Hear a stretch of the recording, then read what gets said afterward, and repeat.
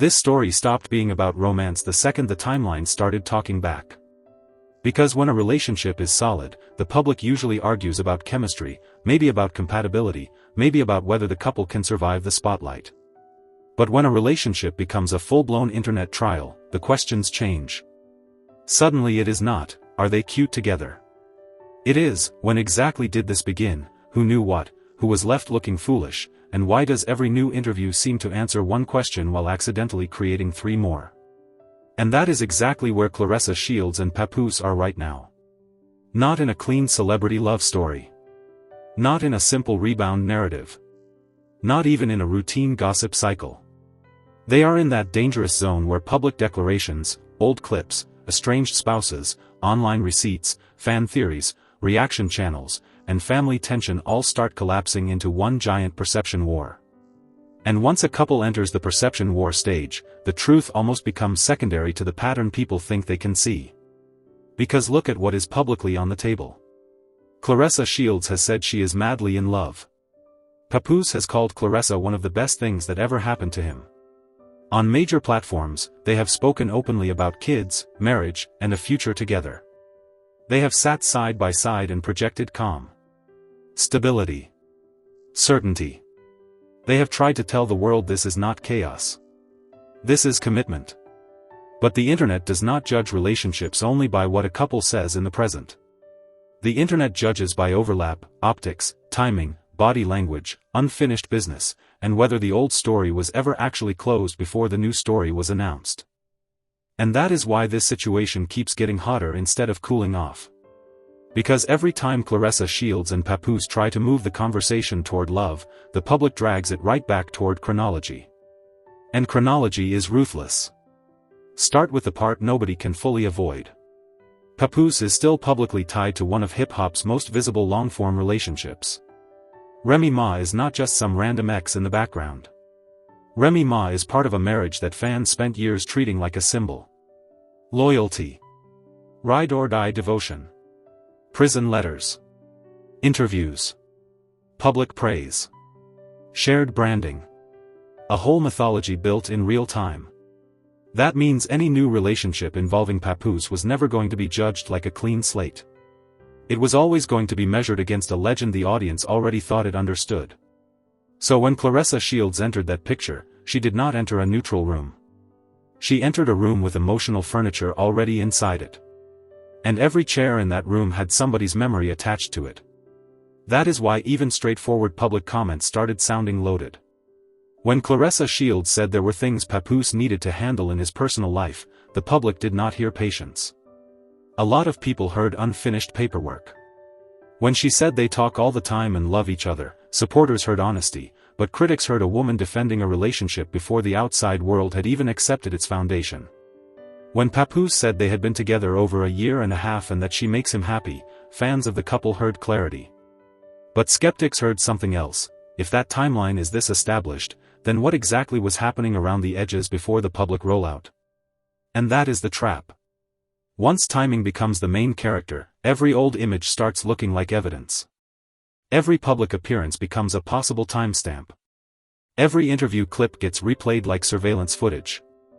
People stop consuming the story emotionally and start consuming it like detectives.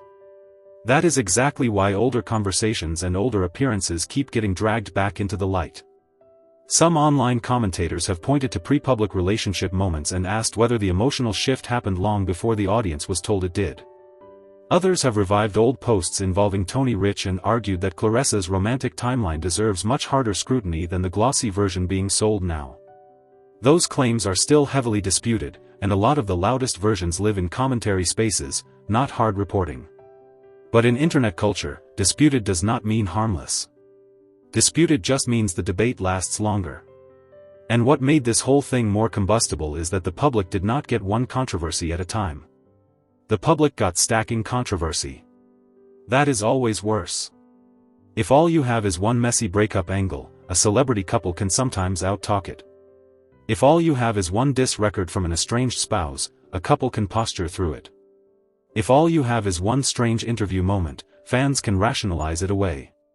But when the timeline questions, the divorce talk, the old posts, the reaction clips, the family commentary, and the social media subtweets all start arriving in the same season, the audience stops seeing random noise. They start seeing a pattern. And public perception loves patterns more than facts. Now add Remy Ma back into the frame, because this is where the story stops being private relationship business and becomes a culture war over narrative control. Remy did not just exist quietly off to the side. Publicly, reports and clips tied her to direct shots, direct accusations, and direct framing that kept the triangle alive. Her track W.Y.F.L was received by major outlets and radio commentary as a song loaded with bars aimed at both Papoose and Claressa Shields. Whether every line was explicit or not almost did not matter. The internet made the identification for her. Once listeners decided who the lyrics were about, the record became less a song and more a weaponized footnote in an ongoing breakup archive. That matters because music lasts longer than a caption.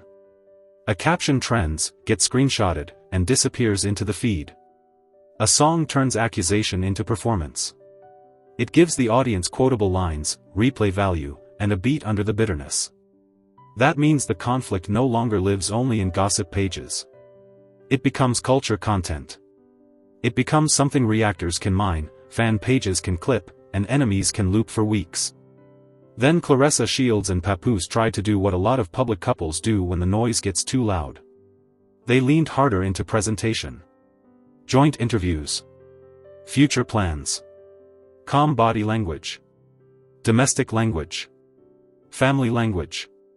Marriage language. Baby language. On Tamron Hall, the picture was soft and forward-looking. Claressa Shields said she was madly in love. They talked about marriage, kids, training, and the future. It looked like a couple trying to place the headline in a brighter room.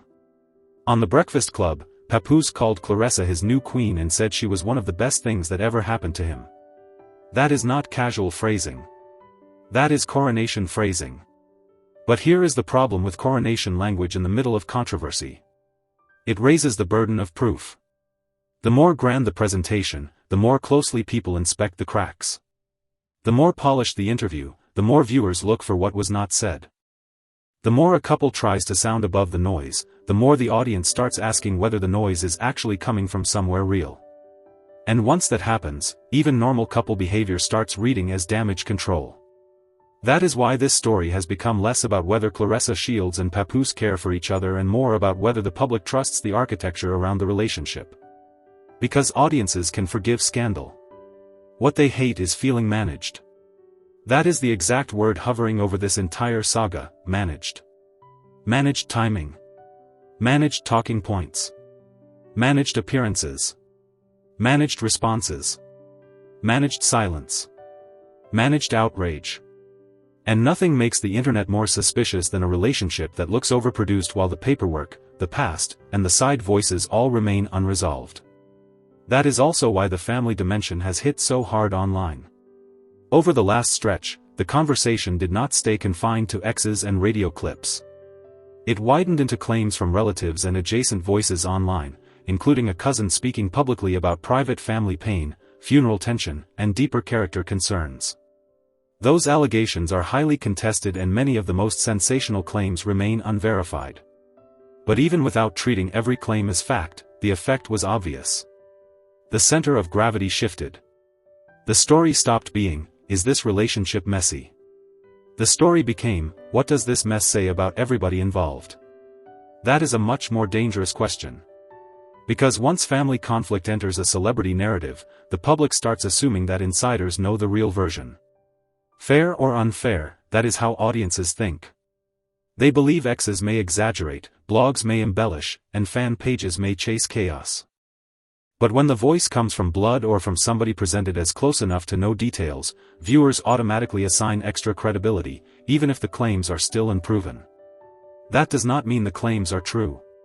It means they land harder. And they landed hard here because they reinforced what skeptics were already primed to believe, that the public image and the private reality may not be matching up. This is where Claressa Shields faces the most difficult version of the story, and it has very little to do with boxing. In the ring, Claressa Shields is used to control. Structure. Training camp. Precision. Cause and effect. You throw, you slip, you counter, you win. Even when the spotlight gets ugly, the ring has rules. But relationship controversy does not work like a fight. You cannot jab your way out of an unresolved timeline. You cannot outwork a screenshot.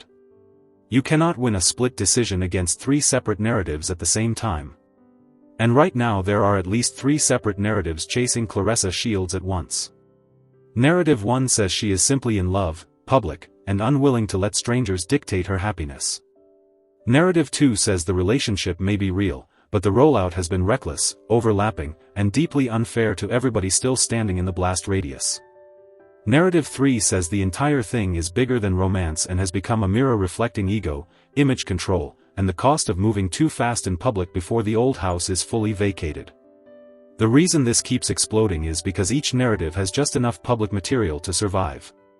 Supporters can point to the interviews, the affection, the consistency of their recent appearances, and Claressa's willingness to speak plainly about love. Critics can point to the unresolved marriage backdrop, the diss records, the online accusations, and the way every clarification seems to produce fresh suspicion. And the people sitting in the middle can point to the most dangerous thing of all, the vibes. Yes, the vibes. Because in celebrity coverage, vibes decide half the case before facts even enter the courtroom. Does the couple look natural? Do the explanations feel smooth? Does the timing feel clean? Does the body language look like peace or like overperformance? Are they answering questions or auditioning a version of the story? Do the statements settle the room or just restart the fire? That last one is key. Every major appearance from Claressa Shields and Papoose was supposed to settle something. Instead, each one created a new lane of interpretation. That is a sign that the communication strategy is not actually closing loops. It is feeding them. And if you want proof, look at how often the same conversations keep returning. People are still dissecting how they first connected. People are still debating what Claressa Shields knew and when she knew it. People are still arguing over whether Papoose is a man caught between chapters or a man who let one public legacy burn while trying to build another. People are still asking whether Remy Ma is exposing betrayal, performing heartbreak, or doing both at the same time. And people are still circling back to one brutal perception question that nobody in this triangle has been able to kill: if this love story is so clean, why does the timeline still sound so dirty? That question is the whole storm in one sentence. Now let's talk specifically about Papoose, because his role in this story is more complicated than the internet likes to admit. For years, Papoose benefited from an image few men in entertainment ever fully locked down. He was seen as loyal to the core. Dedicated. Patient. Solid. The man who held it down. The man who stayed. The man who could be named in conversations about real love without people laughing. That brand equity was priceless. It was not just romance. It was moral capital. So when this new chapter became public, he was not merely launching a relationship. He was spending moral capital in public. That is why the backlash has been so emotional. The audience is not just reacting to who he is with. They are reacting to what they feel they lost. They feel the old symbol broke. And when a symbol breaks, fans do not calmly update their records. They grieve, they accuse, they choose sides, and they start rewriting history in real time.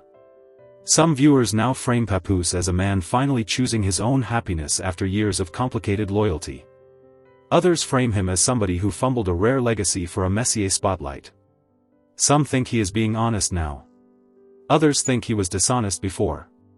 But almost nobody is treating him like a neutral figure anymore. That alone tells you how far the story has traveled. As for Claressa Shields, she has a different problem. Her challenge is not legacy loss. It is image collision. She is one of the most accomplished fighters alive. Elite, decorated, undeniable. That kind of resume usually gives a person room to rise above gossip.